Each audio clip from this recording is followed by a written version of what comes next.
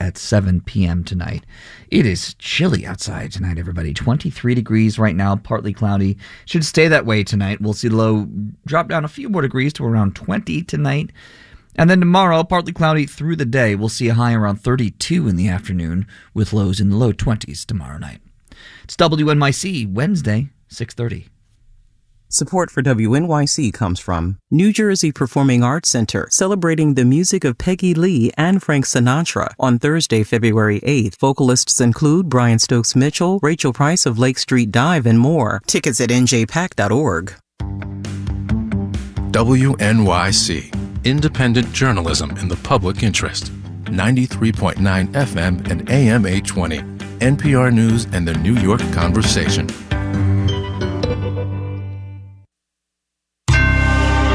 Marketplace is supported by Odoo, focused on providing all-in-one open-source business management software with fully integrated applications for every business need. More at odoo.com. On the program today, sales of the retail variety. We American consumers have never met a bargain we did not like. From American Public Media, this is Marketplace.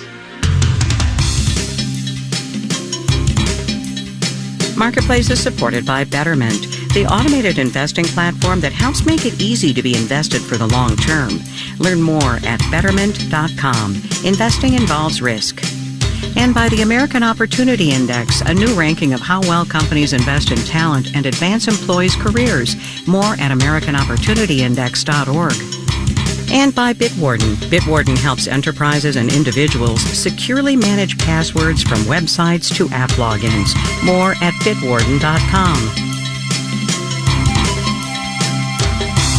In Los Angeles, I'm Kai Ryssdal. Wednesday today, I do believe the 17th of January. Good as always to have you along, everybody. The macroeconomic indicator of the day today is retail sales, up 0.6% in December, the month that closed out the 2023 holiday season, which was perhaps, or maybe it just felt like this, the longest holiday sales season ever. Some promotions that started the day after Halloween. Meanwhile, we just came off MLK weekend, which, despite having absolutely nothing to do with gifting, also came with deals. And coming soon to a retailer near you, Valentine's Day sales, President's Day, and every day after that. We've gotten to the point where sales inspire sales. When Amazon has Prime Day, Target has Target Circle Week, and Walmart has Walmart Plus Week. So, if everything's always on sale, is anything actually ever on sale? Marketplace's Kristen Schwab gets us going. Let's start with a story about one company that tried to put a stop to nonstop sales. It's the early 2010s, and JCPenney is reinventing itself. It hires a new CEO, Ron Johnson, a former VP at Target and Apple. Johnson comes in and he wants to kind of Appleize Penny. Rita McGrath is a professor at Columbia Business School. She says JCPenney made a bunch of changes, the biggest one being they completely got rid of the promotions. They said we're going to offer, I think they called them real honest prices, something like that. Real honest prices, because the new CEO, Johnson, felt JCPenney's prices were fake, artificially inflated, and constantly on sale. Nearly 3/4 of the retailer's revenue came from products sold for at least half off. Johnson figured the consumer would rather pay a consistent low price instead of being overwhelmed by coupons and markdowns. But Johnson was wrong. The loyal Penny's shopper now is completely confused. Confused about the brand, its value, and the new pricing system. So the loyal Penny's shopper stopped shopping. Sales plummeted. Johnson was fired, and JCPenney brought back its old CEO. And McGrath says, the sales. People love feeling that they've gotten the deal, or that they've gotten something special, or that they gamed the system in some successful way. And in the last decade, getting a good deal has become even more important. The middle class has shrunk, and the share of low-income consumers on a budget has grown. So has online shopping, and with it, the ability to quickly compare prices. Scott Neslin, a marketing professor at Dartmouth, says this has put pressure on retailers to sweeten deals. A discount of 15 to 20% used to be, hey, a decent promotion. Now that would be considered, that's absurd. We want 40 to 60% off. The discounts aren't just deeper. they're also more common. And now many consumers refuse to pay full price. It's a sales spiral. Constant promotion trains people to buy on promotion. So that can mean either delaying a purchase or purchasing ahead of time. Maybe you make do with your half-broken suitcase until the one you've been eyeing goes on sale. Or you stock up on your favorite brand of face cream when it's 20% off. This promotional cat and mouse game can make consumers feel good for a while, but the constant noise of sales can be overwhelming. And these deals can also be a shady tactic for retailers, says Chris Peterson, who teaches consumer protection law at the University of Utah. Take a sweater listed for $50, but it's never actually sold for $50. Instead, it's always on sale for $35. That's a false statement, and it's likely to mislead some consumers who are acting reasonably, so it's illegal. Many brands have faced lawsuits over this, but the reality is the burden is usually on the consumer, who's probably not going to take the time and money to sue. So that's part of the reason that companies do it is because, there's a good chance that they're going to get away with it. Most experts agree that this deals environment can't last forever. Instead, sales are changing and getting more personal with loyalty programs. Amazon Prime Day is only for Prime members. Sephora offers specials to members who spend a lot. And Peterson says, with all the data companies collect on us now, they can offer catered promotions based on when you typically buy, how long something sits in your cart, or how many TikToks you've watched about, say, how to organize your pantry. All of those could potentially be data sources that retailers, either today or in the not too distant future, may be using to craft a particular price for you. And if that's the case, we'll truly never know if a deal is too good to be true. I'm Kristen Schwab for Marketplace. Data is everything, gang. Retailers today, by the way, more down than up. Same, generally speaking, for the major indices. We will have the details when we do the numbers.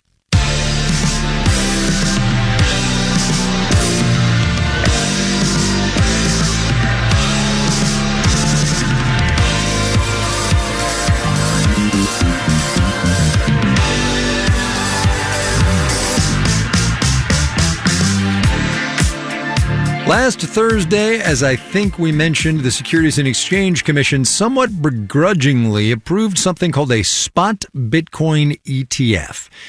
If you're not up on your financial acronyms, that's Exchange Traded Fund. You can think of it as an easy way to invest in Bitcoin right from your brokerage account, no blockchain required.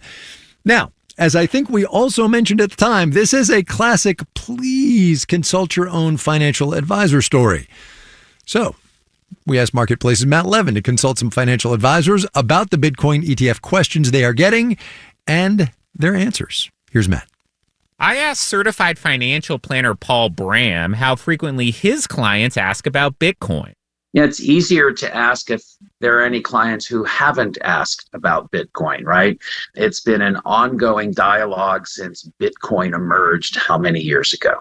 Bram is a managing director at Wealth Enhancement Group. Before the spot ETFs, Bram could kind of brush off Bitcoin, tell clients it's risky and unregulated, and also if you lose your keys to your crypto wallet, you've just lost all your money. Now he'll tell clients if you want some Bitcoin in your portfolio, that's fine. Let's just make sure it's an amount of money more appropriate for roulette than retirement. Let's put this in the casino capital category as opposed to core. Matt Hogan at Bitwise Asset Management says he's been getting lots of calls from financial advisors about the spot Bitcoin ETF his firm launched last week. But he doesn't expect to win over the crypto skeptical overnight. They're going to study it for months and months and months before they tiptoe into the waters. Hogan expects advisor attitudes towards Bitcoin to follow a similar trajectory to when gold first got an ETF in 2003. We called people who invested in gold bugs. We talked about tinfoil hats. They gathered in dusty convention halls off the strip in Las Vegas to talk about this barbarous relic. But the ETF moved that mainstream. Hogan says Bitcoin ETFs aren't for everybody. That may include many ESG investors, people who want to deploy capital with environmental, social, and governance goals in mind. Dan Yerger is a financial planner with My Wealth Partners. we're in the Boulder, Colorado area, so of course almost everybody's ESG investment interested. That is actually a big hindrance for it. As of 2022, over 50% of Bitcoin mining was powered by coal and gas. I'm Matt Levin for Marketplace.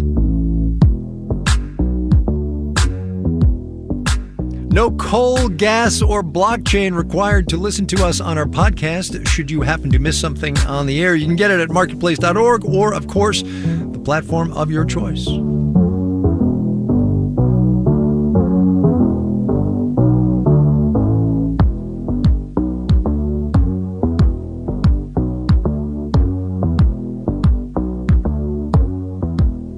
The days of cheap fast food kind of feel like they're a thing of the past. Prices at Chick-fil-A, for instance, are up 21% over the last 2 years. The McDonald's dollar menu is basically kaput, and do not even get me started on Subway's $5 footlong. But while fast food prices are climbing, something else is happening in this economy. Economic inequality is narrowing. Between 2020 and 2022, workers at the bottom of the income distribution saw their real wages, that is adjusted for inflation, grow by more than 5%. Those at the top saw their real pay drop by 5%. Eric Levitz is a senior correspondent at Vox, who wrote the other day that those two things, more expensive burgers and flattening inequality, might just be related. Eric, welcome to the program. Yeah, thanks for having me. How did you come to write this piece?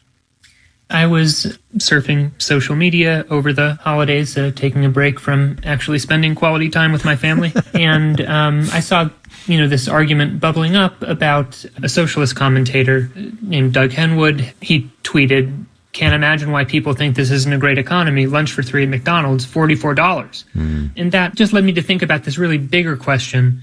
Over the past 3 years, we've seen a historic reduction in income inequality, the largest, we've seen since Ronald Reagan's election. At the same time, we've seen really strong popular disapproval of the economy. And so the question of, are there some tensions that get surfaced when inequality goes down? That was a question I was interested in.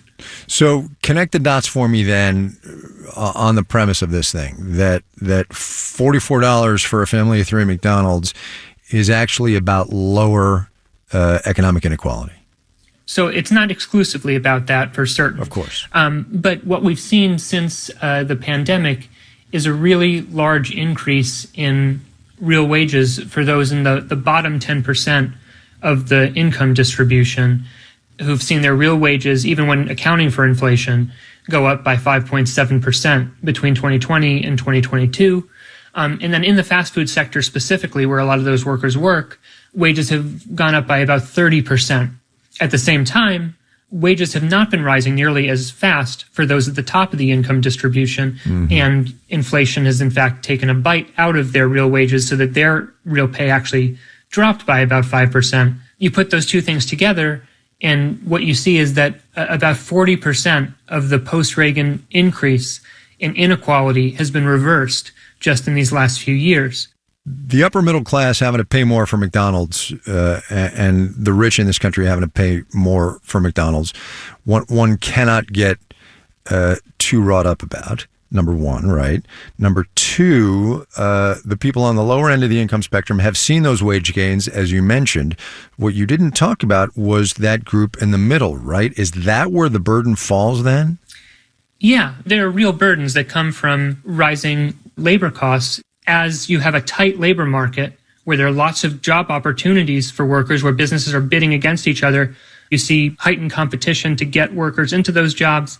That leads to higher wages, which leads to higher prices, which, as you say, doesn't just affect those at the top of the income distribution. There are lots of working class and middle class families that rely on fast food for some of their meals, and there is a real burden there. Right. Let me get back to that thing you mentioned about 40% of the Reagan era income inequality basically disappearing during and because of what happened in the pandemic. Was it really as simple as pay people at the bottom more, and we just didn't do that all along? Yeah, I think that the main thing really is that during the COVID recession, the amount of stimulus that we put into the economy was greater than the hole in demand that the COVID recession created. Mm-hmm. And so we ended up in a situation where there's really high demand for workers, and that translates to higher bargaining power for workers, which translates to rising wages in these sectors that had previously, for a long time, been able to get by paying really, really bad wages. Let me get us back to where we started. $44 for a family of three at McDonald's. Can we have high working class wages in this economy and still have cheap hamburgers, if I can drastically oversimplify? Yeah, I think so. While I'm focusing on the role of labor costs, fast food prices are determined by a lot more than just that. Right. You have the other variable of consumer demand. You know, these businesses are not going to charge just only what they need to cover their costs and then a tiny bit of profit. They're going to try to charge as much as they can without losing customers. And that number goes up when there's high consumer demand. And I think that if we hadn't seen sort of the unrelated increases in commodity prices on international markets for food, price increases for fast food would have been significantly less. Eric Levitz, senior correspondent at Vox. He covers the economy and politics and fast food. Eric, thanks a lot. I appreciate your time. Yeah, thank you.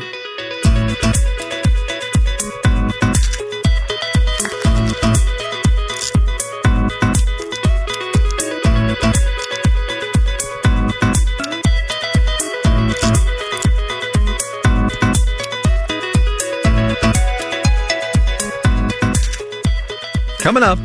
That's the scary thing, that bubble is coming.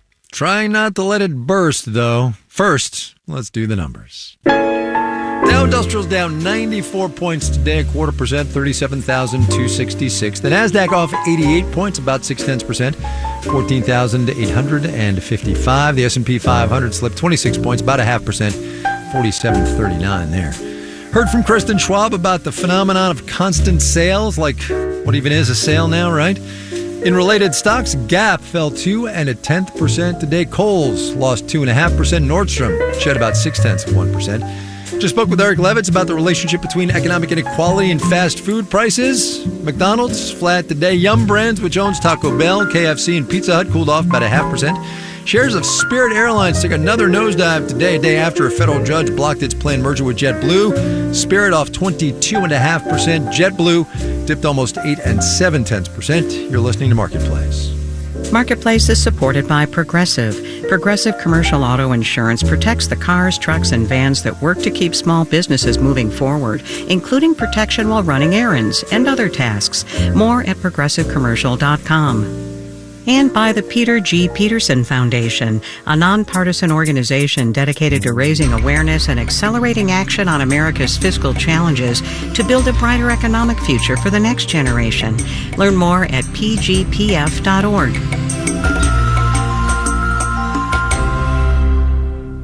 WNYC is supported by An Evening with David Sedaris, May 16th at the King's Theater in Brooklyn. The evening will feature news stories and observations along with an audience Q&A and book signing. Ticketing and information at davidsedarisontour.com. The podcast NYC Now is your one-stop shop for local news. You know, actually, it's your three-stop shop with free delivery. Get the latest news about our city and your community from WNYC right on your phone in 3 short episodes throughout the day. From headlines to in-depth reporting. NYC Now. Listen wherever you get podcasts.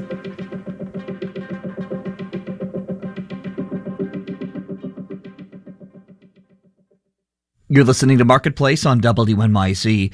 In the 7 o'clock hour of All Things Considered, preliminary numbers show 21.3 million Americans signed up for Obamacare this year, a huge increase since Biden took office. 15 million people, though, have also been kicked off of Medicaid. That and more at 7. This is Marketplace. I'm Kai Ryssdal. Kristen Schwab posed an interesting question up at the top of the show. What even is a sale when retailers race from one sales event to the next?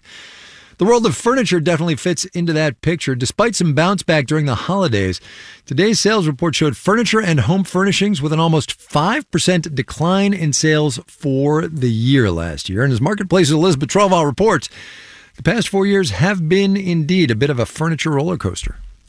Discretionary spending was totally happening last year, just not in the way furniture retailers wanted it to. Bill McLaughlin is editor of Furniture Today. You know, if you spend $1,500 or $1,800 for a Taylor Swift or Beyonce ticket, that's the cost of a sofa. And in this economy, Swift is beating sofa, partially because consumers already splurged on furniture during the pandemic lockdown, and the chilled housing market hasn't helped either. People tend to buy furniture when they buy a new house, when they move into a new apartment. He says what the industry really needs is an increase in affordable housing. You put 10,000 people into a new home, that's 10,000 potential new sofa purchases. But Mark Schumacher with the Home Furnishings Association isn't holding his breath on a construction boom. We don't see new housing starts making any sort of a huge comeback. He is hopeful that if the Fed cuts rates this year, something many economists expect, that could get more folks into new homes. The Fed holds keys, I think, to what's going to be a good shift. And until then, consumers are still splurging on some kinds of home furnishings, says analyst Marisa Ortega with Mintel. We call it joy spending. Joy spending, just on smaller stuff. Wallpapers, candles. Having a cozy home or perhaps like very bright colors. There's money to be made on good vibes. I'm Elizabeth Troval for Marketplace. Okay, more now on how we are feeling now and in the near-term future. That question and others were answered in the December household survey, which was out from the Federal Reserve Bank of New York yesterday. Marketplace's Stephanie Hughes read it for us.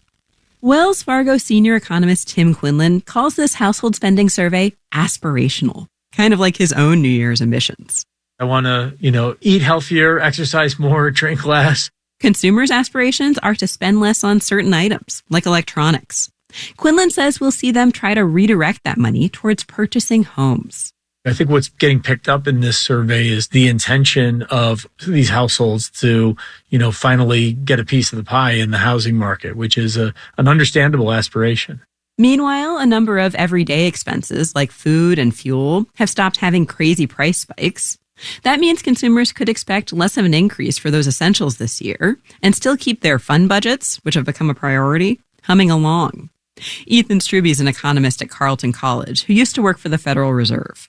Maybe people are saying, okay, look, the kinds of services I like buying just for fun, manicures or whatever, those things are not getting any cheaper. And I'm going to spend about the same amount as those, but I'm not going to have to spend as much on gas. Beauty is a sector to watch, says Natalie Cutler, who follows retail trends for BDO. She points out we're already seeing consumers spend more on skincare, makeup, candles.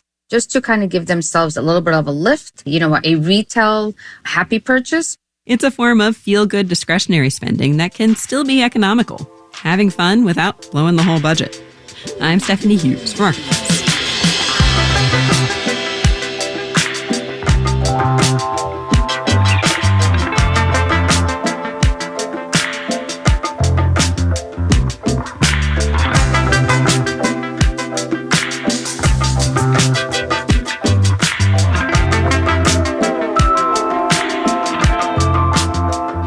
Commercial real estate is where we go next, a sector of this economy, as we have been reporting the past couple of years, that is stressed. Just yesterday, Megan McCarty-Carino was telling us about the trend towards smaller office spaces and all the trickle-down effects of that.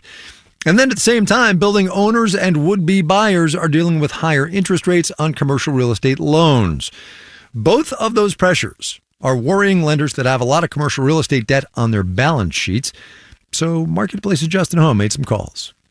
Commercial real estate loans don't exactly work like mortgages. With those, a borrower usually locks in a fixed interest rate for 30 years. But commercial loans have to be renewed at new interest rates every 5 years or so.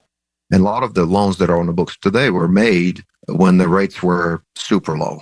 That's Dominic Miarton, CEO of Optus Bank in South Carolina. He says around 5 years ago, a lot of building owners thought interest rates were as low as they were going to get. So they bought new buildings or refinanced existing loans. That means a record amount of CRE debt will mature this year, according to the real estate data company Trepp. That's the scary thing, that bubble is coming. Miarton says it's scary because borrowers might not be able to afford their payments at today's higher interest rates. Worst case scenario, a bank might have to foreclose. Miartan says that's not something lenders want to do. It just really eats you up alive because it's destructive. That process destroys the value in the community, and it really sabotages the chances that that borrower, that customer you want to help, will recover. So Miartan says he and lenders like him will be doing everything in their power to avoid foreclosures. Lenders and borrowers can tweak loans so they have more favorable terms. But Miartan says there are limits to how much banks can do. If you're not doing it on market rate terms, your auditors and your loan review and your examiners, when they come to look at your portfolio, they're going to look at it really closely and see if you are essentially hiding troubled debt. Last month, the Federal Deposit Insurance Corporation reminded banks to keep a tight rein on how they manage risk and keep a close eye on their borrowers' property values. Catherine Judge, a law professor at Columbia, says a big concern is whether banks can absorb the blow if some loans go bad. Are they adequately setting aside sufficient reserve to cover the expected losses on those loans? The Federal Reserve says delinquencies on commercial real estate loans have been rising over the last year. Judge says regulators are worried that if those delinquencies start turning into defaults, then you're in a situation where you'll have some banks that did a lot of lending in the commercial real estate, and those are likely to be some of the smaller banks and some of the regional banks, where suddenly numerous loans in their portfolio are defaulting at the same time. Some lenders don't have to worry about the weakest parts of the commercial real estate sector. To be honest, I don't have any big office tower loans in my area. I mean, that just doesn't exist. That's Brad Bolton, CEO of Community Spirit Bank, which serves customers in Northwest Alabama and Northeast Mississippi. Bolton says his bank's commercial real estate loans are mostly to local businesses, grocery stores, hardware stores, healthcare clinics, and those are doing okay. Our economy's been pretty strong. Unemployment is still very low in the 4 counties that I primarily serve, so that all has a bearing on that. Still, Bolton says his bank is being more diligent about ensuring that borrowers can handle higher interest rates. Nathan Rogge, the CEO of First Pacific Bank in Southern California, has been running a lot of stress tests on his borrowers, looking at what happens if rates rise even more, or if vacancies do. If you underwrote an office building and it was 95% occupied, what happens when it's only 50% occupied? Rogge says he's also been rethinking the types of new commercial real estate he's willing to lend for. Like, I'm not going to be too excited to get into office space for new lending versus something else like manufacturing, lab space, something like that. That's because those kinds of properties, Rogge says, aren't suffering the same downturn that office space is. I'm Justin Ho for Marketplace.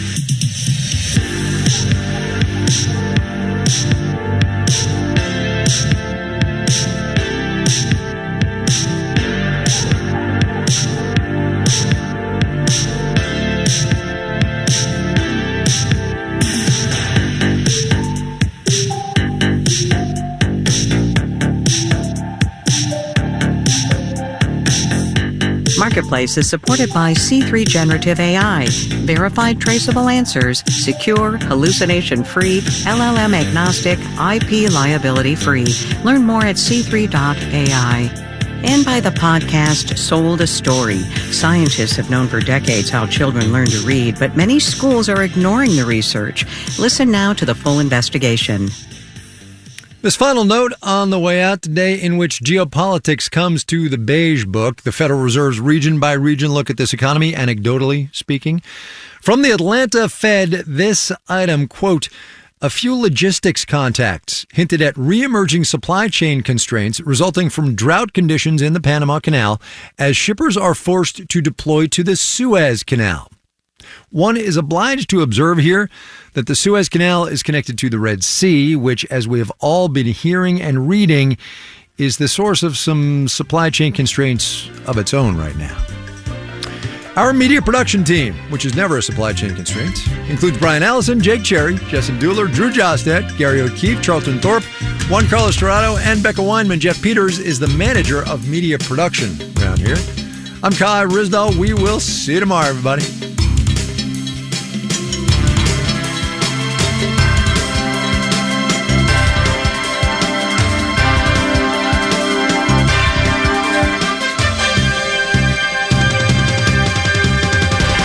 This is 8 p.m. WNYC supporters include XPLO, a summer enrichment program for kids and teens entering grades 4 through 12, in Boston, Berkeley, London, New York, and Oxford. More information is available at xplo.org/summer. You're listening to WNYC. Stick around. All Things Considered is coming up next. At 8 p.m. tonight, it's On Point. On the show tonight, AI has the power to make videos of people saying anything their creators want. Tonight, On Point considers how that could be used to influence votes in 2024 and beyond. Tune in for that. It's at 8 on 93.9 FM or AM 820. It's followed by The Moth at 9. Q is at 10. You can also live stream anything, everything from WNYC.